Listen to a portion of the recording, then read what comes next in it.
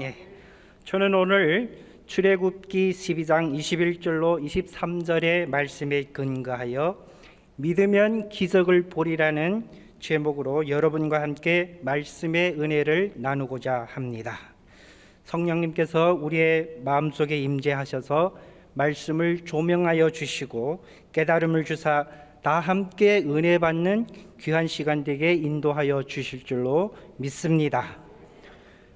오늘 성경 본문의 배경을 살펴보면 애굽에서 400년 동안 종살이를 하던 이스라엘 백성들을 구출하기 위하여 하나님께서 모세를 지도자로 세워서 애굽 왕 바로에게 보내어 이스라엘 백성들을 풀어달라고 수차례 요청을 했지만 바로가 들어주지 않자 여러 가지 재앙으로 경고하다가 마지막 10번째 재앙을 내리기 직전까지 이르게 되었습니다. 그 10번째 재앙이 무슨 재앙이었죠? 높게 말씀해 주셔도 괜찮습니다. 자, 장자의 재앙이었습니다.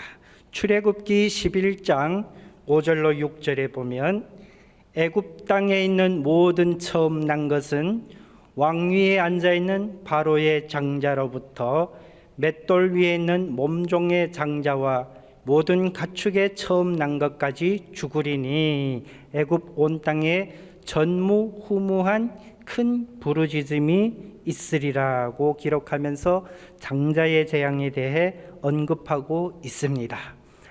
하나님께서는 이 재앙을 내리기 전에 모세에게 이스라엘 백성들이 그 재앙을 피할 수 있는 방법을 말씀해 주셨습니다.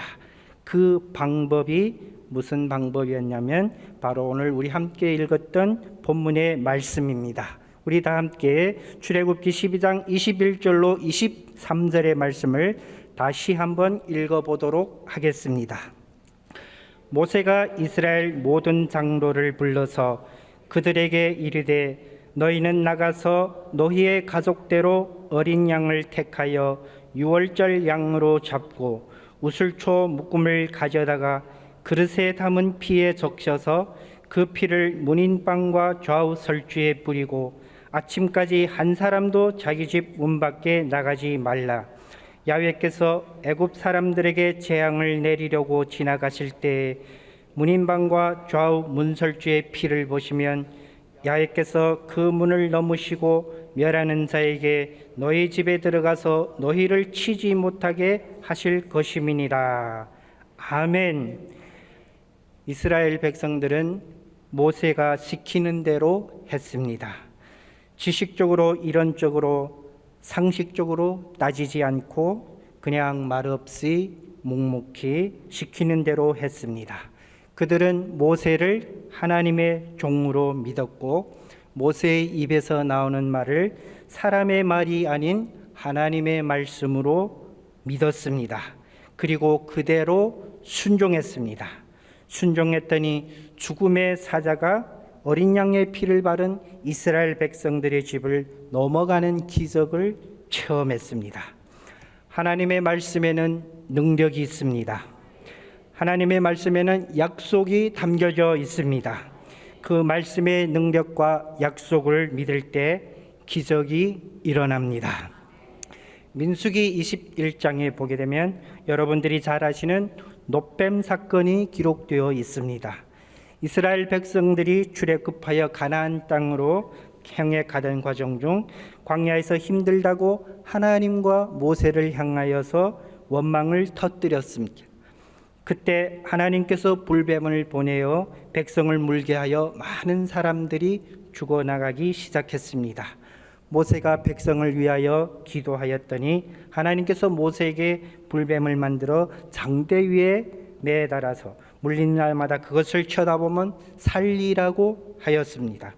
모세가 놋뱀을 만들어 장대 위에 다니 불뱀에게 물려갔던 사람들이 그 놋뱀을 쳐다보고 다시 살아났습니다.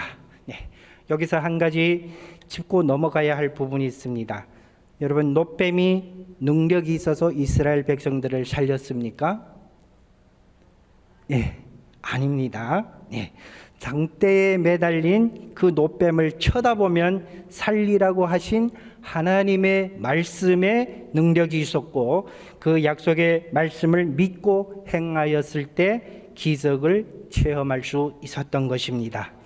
요한복음 3장 14절에 보면 모세가 광야에서 뱀을 든 것 같이 인자도 들려야 하리니 라고 기록하고 있습니다. 장대에 매달린 노뱀은 예수님을 상징합니다. 이스라엘 백성들이 믿음으로 장대에 매달린 노뱀을 쳐다보고 살아났듯이 오늘날 우리는 믿음으로 십자가에 달리신 예수님을 바라보면서 생명을 얻되 풍성히 얻어야 할 줄로 믿습니다. 요한복음 1장 29절에 보면 보라, 세상 죄를 지고 가는 하나님의 어린 양이로다 라고 기록하고 있습니다. 구약 시대의 어린 양은 예수님을 예표하고 있습니다. 이스라엘 백성들이 믿음으로 어린 양의 피를 발랐듯이 오늘날 우리는 믿음으로 예수님의 보혈을 발라야 합니다. 왜냐하면 보혈에는 생명의 약속이 담겨져 있기에 믿음으로 보혈을 바르면 죄 사함을 받게 되고 가난과 저주와 질병이 떠나가게 되고 흑암의 세력들이 물러가고 문제가 해결받고 사망에서 생명으로 옮겨지기 때문입니다. 믿음은 언제나 기적을 동반합니다. 세상적인 환경이나 사람의 힘을 믿어서 기적이 나타나는 것이 아니라 오직 십자가에서 피 흘려 죽으시고 다시 부활하신 예수님을 믿을 때 기적이 일어납니다.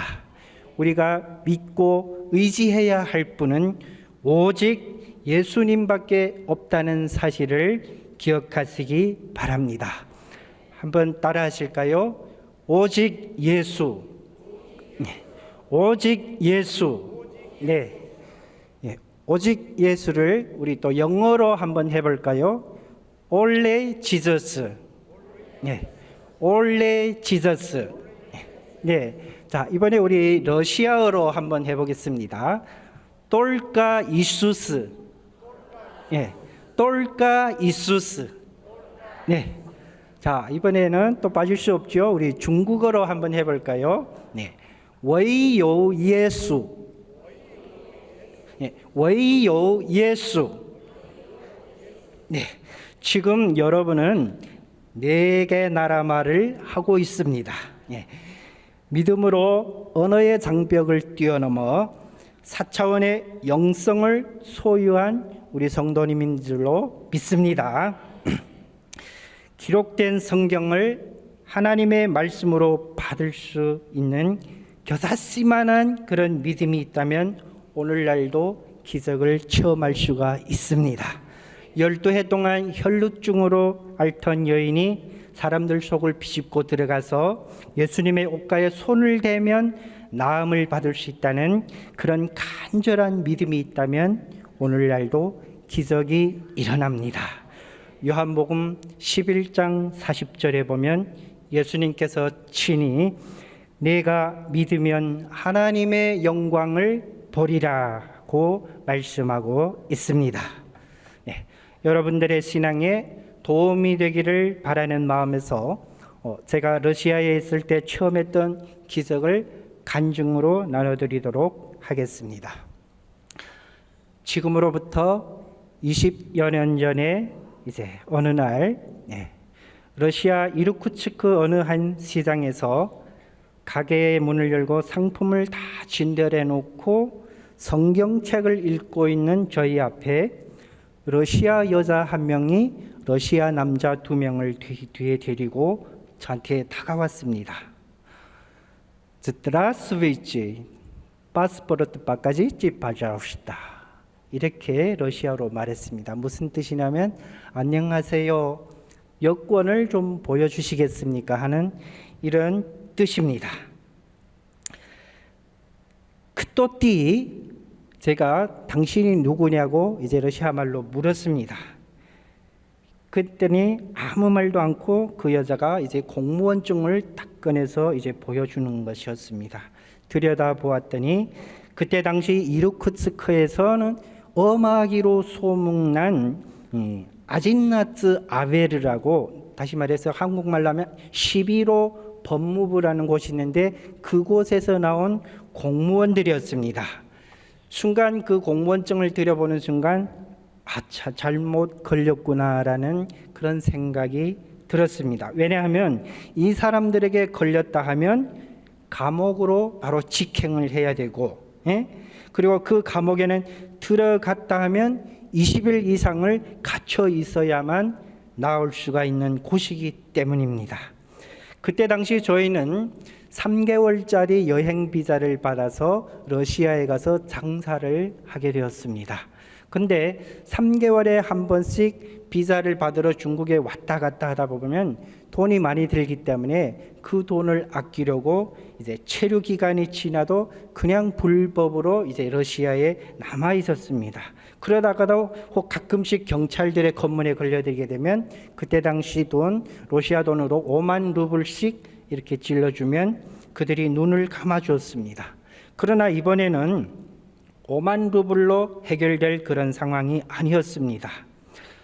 그 여자에게 제가 파스포르트 네뚜라고 이제 여권이 없다고 말했습니다. 그러자 그 여자가 빠슬리라고 하면서 가자고 하였습니다. 제가 꾸다라는 말은 어디로 갑니까 하는 말인데 어디로 가느냐고 묻자 그 여자는 더 이상 말을 하지 않고 손가락을 이렇게 양손 이제 검지와 중지를 겹쳐서 이렇게 표시를 해 보였어요. 자, 여러분 이게 무슨 뜻인지 아시죠? 모르실 수도 있습니다. 이게 감옥이라는 뜻입니다. 러시아의 경찰들은 감옥이라는 말을 안 해요. 간다면 손가락을 이렇게 표시를 해줍니다. 자, 철창을 설치한 지프차에 실려서 11호 법무부 감옥에 도착하였습니다. 호주머니를 다 뒤져서 소지품을 다 꺼내놓게 하고 벨트를 끌고 신발끈을 다 풀어서 책상에 올려놓게 합니다. 그리고 간단한 서류 수속을 마치고 감방으로 친절하게 안내하였습니다. 감방에 들어서자마자 철문이 쾅 하고 닫히더니만 밖에서 철커덕하고 자물쇠를 잠그는 소리가 들렸습니다. 자, 이제는 현실을 정시해야 할 때가 되었습니다. 감방 안을 둘러보았더니 한 7평쯤 되는 크기의 방 안에 이미 10여 명의 사람들이 여기저기 널려서 이렇게 자리를 잡고 있었습니다. 그리고 방 한가운데 보니 나무로 만든 이제 침대 크기 정도의 한 평상이 있었는데 거기에는 이미 4명이 자리를 잡고 있었습니다. 저쪽 구석을 이제 보았더니 그쪽에는 칸막이가 전혀 없는 그런 개방된 사면이 개방된 그런 화장실이 있었는데 그때 마침 볼일을 보고 그 자리에서 일어서는 사람이 있었습니다. 근데 놀라운 것은 그 사람이 일어서더니만 그 변기 뒤에 배관에서 변기가 씻겨나가라고 계속해서 물이 흘러내려오고 있는데 그 물을 컵으로 받아서 마시는 것을 보았습니다. 왜냐하면 그 감방 안에는 마실 수 있는 물이 유일하게 그 화장실에 흘러드는 배관을 타고 내리는 그 물밖에 없었기 때문입니다. 한겨울이었는데 물이 24시간 계속 쉬지 않고 배관에서 흘러내리다 보니 감방 안은 항상 수증기로 가득 차 있고 방바닥도 습기로 인하여 눅눅하고 침침한 아주 환경이 열악한 그런 곳이었습니다. 자, 이제 감방에 들어갔으니까 자리를 잡아야겠죠. 그래서 어디에 자리를 잡아야 할까 두리번거리고 있는데 그 평상에 누워있던 한 사람이 저한테 손짓하면서 평상 한 가운데를 가리키는 것이었어요. 이미 4명이 거기에 자리 잡고 있었는데 초면에 이름도 성도 모르는 저에게 자리를 내어주었다는 것은 참으로 놀라운 일이었습니다. 저보다 먼저 들어온 사람들도 있었고 또 이제 상식적으로 서열순으로도 응당 그 사람들이 먼저 올라가야 하는 그 자리인데 맨 나중에 들어온 자리, 저에게 그 자리가 주어졌다는 것은 상식적으로 이해가 안 되는 일이었습니다.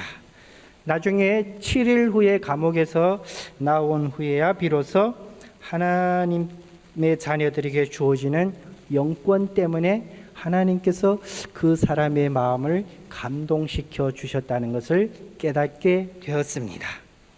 일단 자리가 낮았으니까 자리를 잡고 이제 시간이 좀 지나서 주변을 둘러봤더니 모두들 우통을 벗고 앉아서 뭔가 뜯어내고 있었습니다.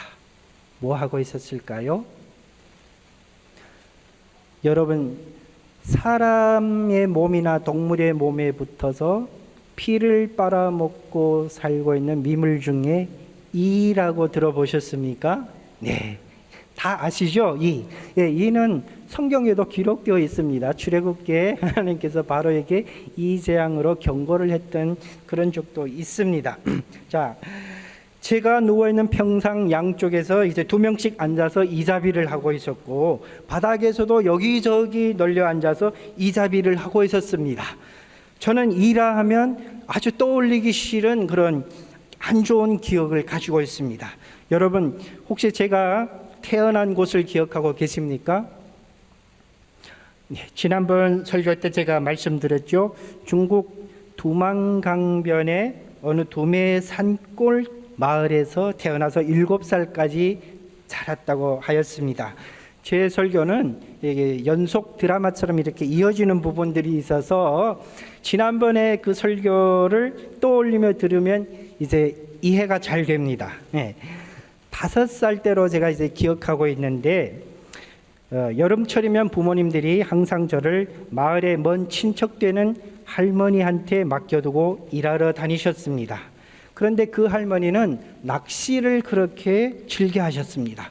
거의 매일이다시피 저를 데리고 두만강에 나가서 큰 바위돌 위에 걸터 앉아서, 그것도 또 이제 할머니였지만 종이에 담배를 말아 피우면서 낚시를 했습니다. 그때 그 당시 그 두만강에서는 7수에서만 서식한다는 산천어가 많았습니다. 그 할머니는 낚시도 잘하셨습니다. 낚시를 던졌다 하면 산천어가 따라 올라왔습니다. 할머니가 바늘에서 산천어를 빼서 저한테 부려주면 저는 그 산천어를 주워서 바구니에 담았습니다.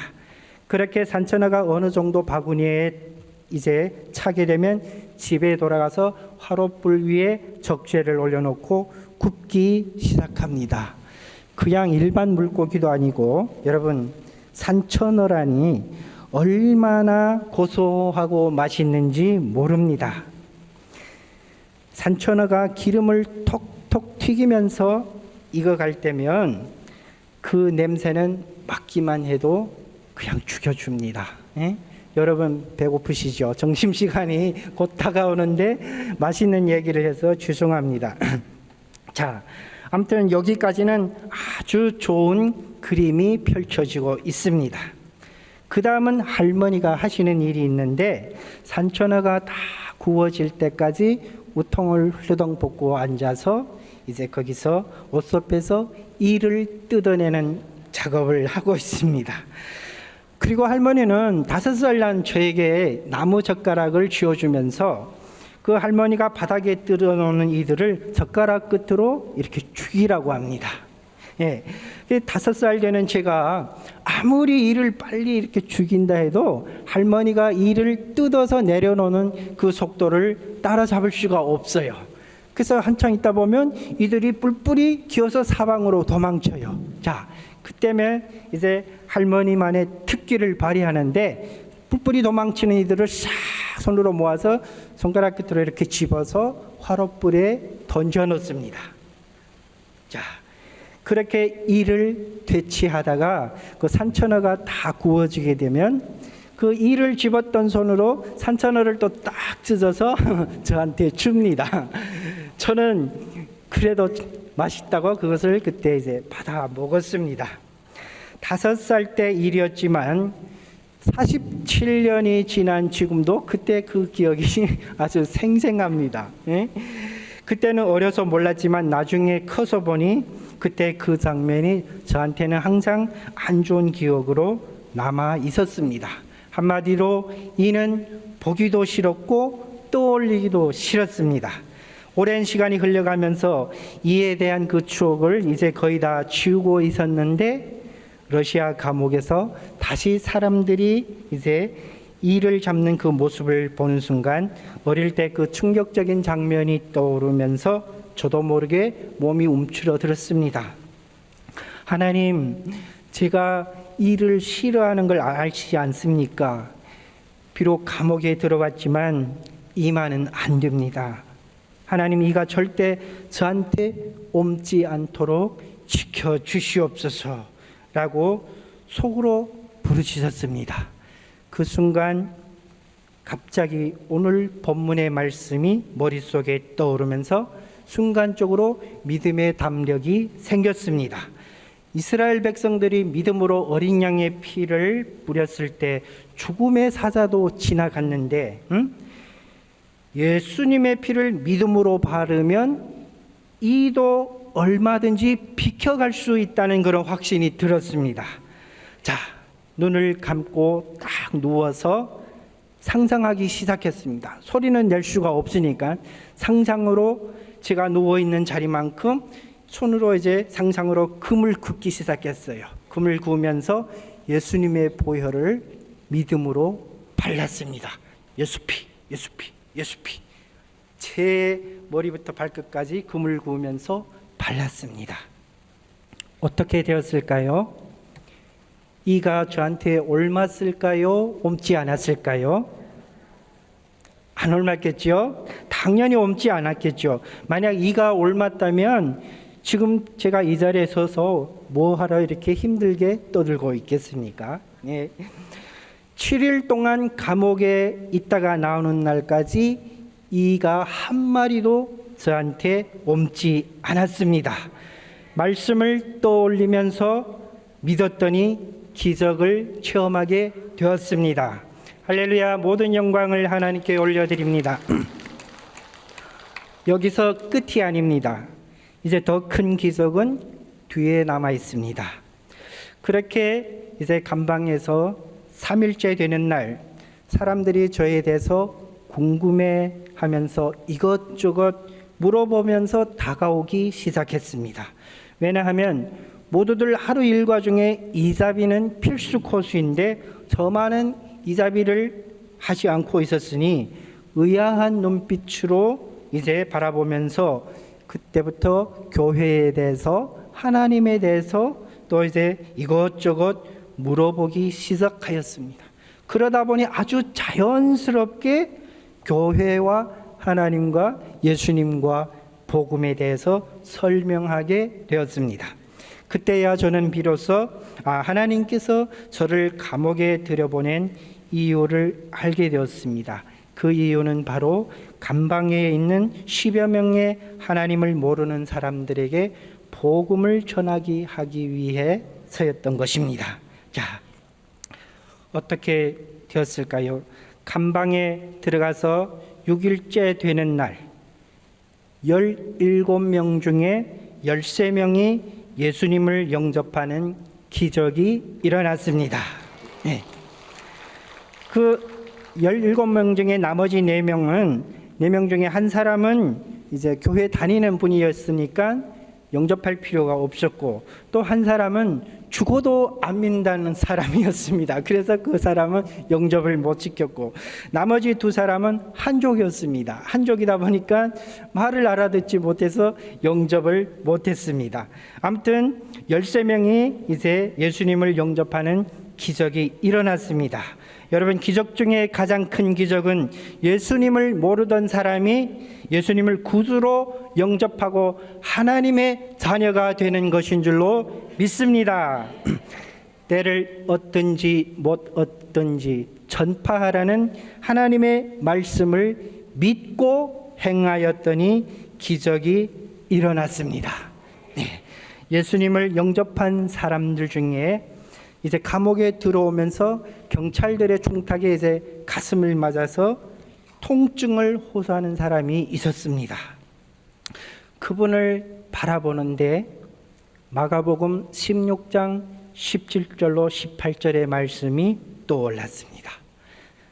믿는 자들에게는 이런 표적이 따르리니 곧 그들이 내 이름으로 귀신을 쫓아내며 새 방언을 말하며 뱀을 집어 올리며 무슨 독을 마실지라도 해를 받지 않으며 병든 사람에게 손을 얹은 적 나으리라 하시더라. 아멘. 저의 마음에 그분을 위해서 기도해 줘야겠다는 그런 감동이 다가왔습니다.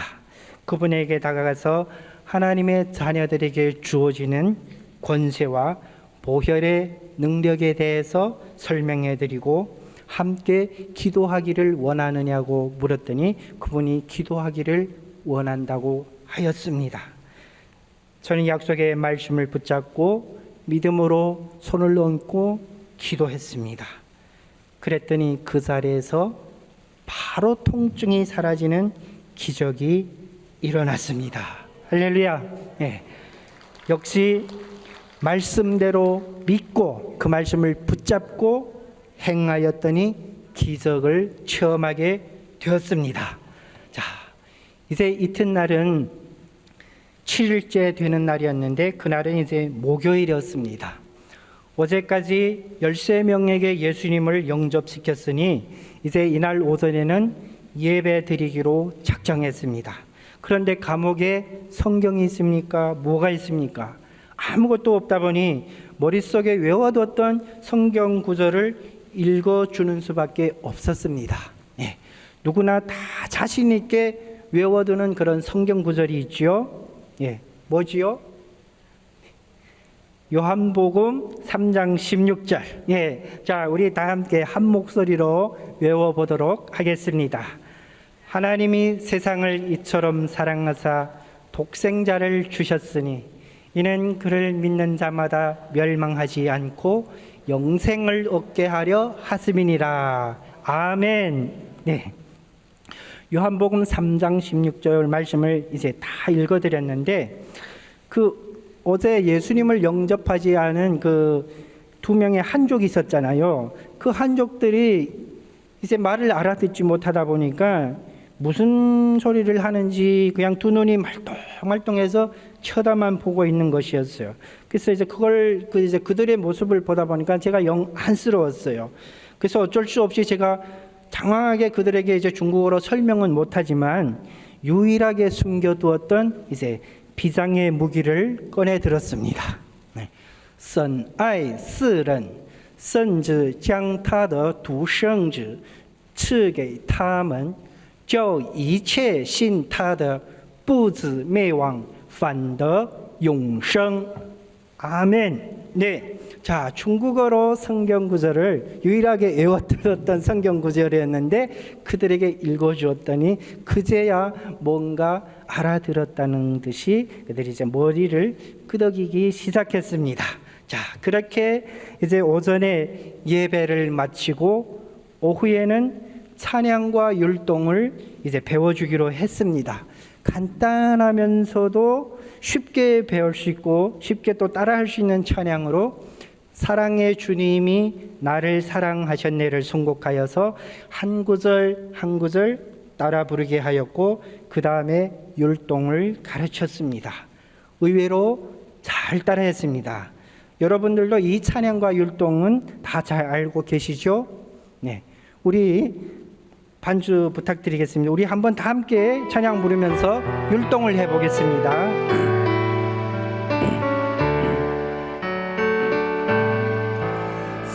사랑의 주님이 날 사랑하시네 내 모습 이대로 받으셨네 사랑의 주님이 날 사랑하듯이 나도 널 사랑하며 섬기리 번 더 부르겠습니다. 다시 한번. 사랑의 주님이 날 사랑하시네. 내 모습 이대로 받으셨네. 사랑의 주님이 날 사랑하듯이 나도 널 사랑하며 섬기리. 할렐루야. 네. 어쩌면 율동하는 모습들이 이렇게 예쁘고 아름다울 수가 있을까요? 예. 그러나 여러분 상상해 보셨습니까?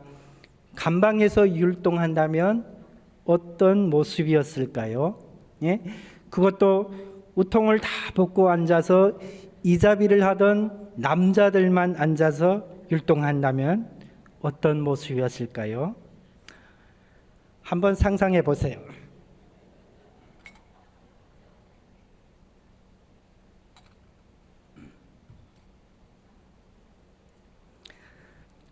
네, 참으로 가관이었겠죠. 그러나 그들은 자신의 그런 모습에는 개의치 않고 모두들 초롱초롱한 눈으로 저를 바라보면서 아주 잘 따라해 주었습니다. 그렇게 찬양하고 율동하면서 은혜로운 시간을 보내고 있는데 순간적으로 사도행전 16장의 한 장면이 제 머릿속에 떠올랐습니다.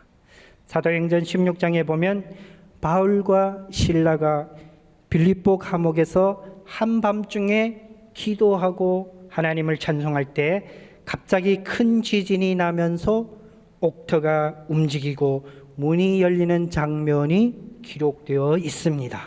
순간적으로 그 장면이 머릿속에 떠오르면서 마음속에는 뭐라 형언할 수 없는 그런 기대감이 솟구치기 시작했습니다. 그때 갑자기 철커덩 하면서 감방문이 열렸습니다. 무슨 일이었을까요? 지진이 일어났을까요? 지진은 일어나지 않았습니다. 지진은 아니었는데 어쨌든 문이 열리면서 간수가 들어오더니 저와 다른 몇 사람을 지목하면서 감옥에서 나가라고 손짓하는 것이었습니다. 거기는 들어갔다 하면 20일 이상 갇혀 있는 것이 전례였고, 저 이외에 다른 그 몇 사람은 이미 20일 이상 거기에 갇혀 있어서 기한이 돼서 나가는 사람이었는데 저는 이제 겨우 7일밖에 안 되었는데도 나가라고 하였습니다. 그렇게 7일 만에 감옥에 나오게 됐는데 말씀을 떠올리며 생각하고 꿈꾸고 믿고 선포하였더니 그대로 기적을 체험하는 그런 역사가 나타나게 되었던 것입니다. 할렐루야. 모든 영광을 하나님께 올려드리겠습니다. 말씀을 정리하겠습니다. 사랑하는 성도 여러분, 오늘날도 하나님의 말씀은 여전히 살아있습니다. 오늘날도 하나님의 말씀은 여전히 능력이 있습니다. 오늘날도 하나님의 약속은 여전히 유효합니다. 그 말씀을 믿고 그 약속을 믿으면 오늘날도 우리는 여전히 기적을 체험할 수 있습니다. 어제도 살아 역사하셨고 오늘도 살아 역사하시고 내일도 동일하게 변함없이 살아 역사하시는 하나님의 말씀, 그 말씀이 우리에게 길이 되고 진리가 되고 생명이 되고 빛이 된다는 사실을 기억하시고 믿음으로 기적을 체험하시는 주인공들이 다 되시기를 주님의 이름으로 축원합니다. 축원합니다. 기도하겠습니다. 하나님 아버지 감사합니다.